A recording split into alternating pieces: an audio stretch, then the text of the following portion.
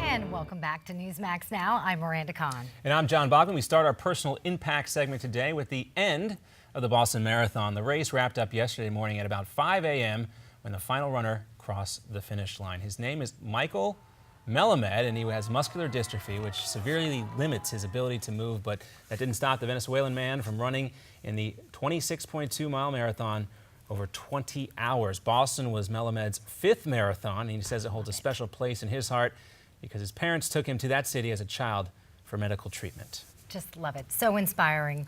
Next, check out this heartwarming story out of New York City. A man pays $140 and buys all of the flowers from a vendor, selling them on the train. But what he does next may surprise even the most cynical among us. John. Sorry? I need 140. $140. $140 for it. You sick? Yeah, but you gotta do me a favor. You gotta give them out. Right? I can hear you. You have to give them out. Don't sell any of them. Give them all away. Right? Because don't be like that. Don't be like that. It's a happy day. Come on. Look, now you just give them out. Now you just give them out. But promise me you'll give them out. Promise?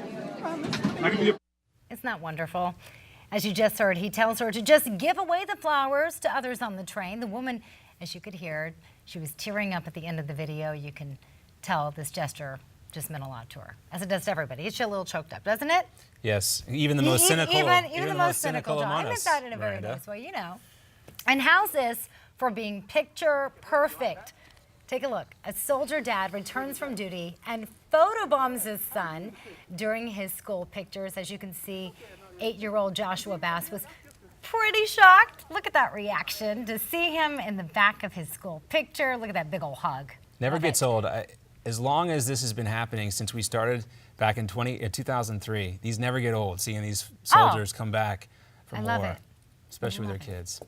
Take a listen to this inspiring teacher now. I think that there's not a lot of awareness about the realities that our students face. And we have so many students in Denver who face these same challenges. And while these notes are poignant and they are heartbreaking, their stories are not rare. And I hope that that's a message that can come through with all of this. Kyle Schwartz, an elementary school teacher, has started a movement that's just sweeping across the country. The assignment seems pretty simple. Students write down on a note card something they wish that their teacher knew. You're seeing some of them right there on your screen. You just saw them. Students candidly sharing their heartbreak, hopes, and fears. The assignment inspiring the hashtag, I wish my teacher knew. Now, those are very poignant notes, and I know there in that stack of notes there are some pretty hilarious ones too that I wish that would get more Did coverage you ever as have well. any assignments like that when you were a kid? Not that I can think Now, of. where do you see yourself now? And I'm right. sure they're in a drawer someplace. Pretty embarrassing, but you know, knowing sure if your mom's kids and watching, out of the she's gonna mouths dig of them babes, up. the things that come out of their mouths, I would love to see some of their. I wish my teacher knew that.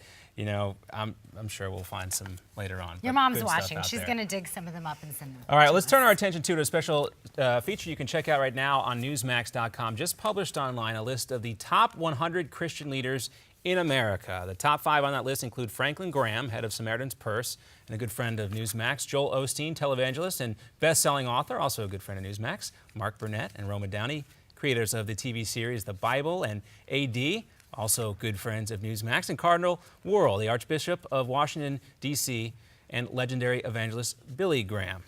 Now, all those folks you can catch on Newsmax.com, and they have been known to do some interviews with us, so a good place to tune back in and check out. And topping our list isn't the only place that some of these men are making news. Franklin Graham also taking to Twitter, writing, "Our government needs to halt all immigration of Muslims from countries that have active terrorist cells and take military action to defeat ISIS." As expected, those comments stirred up a fair bit of controversy. Meanwhile, Cardinal Wuerl says that Christianity is under attack and discrimination against the church is strong. For the full article and to read more about why these folks were chosen to be Christian leaders in this country on this list, you can go to Newsmax.com and read about it right now. And I believe, Miranda, also Tim Tebow on that list. Yeah? Yes. Oh, where's Ed Berliner when you need him, right? I know. We have to get his reaction to that. We have a lot of friends, right? Newsmax has That's a lot right. of friends. We sure do.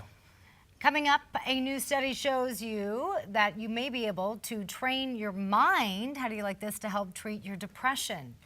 And these 8 nutrients can help keep your brain young and healthy. The nutrients include omega-3 fatty acids, walnuts, and blueberries. We got Steve and Justin here and our set here taking notes. Don't go away. It's all coming up right here on Newsmax Now.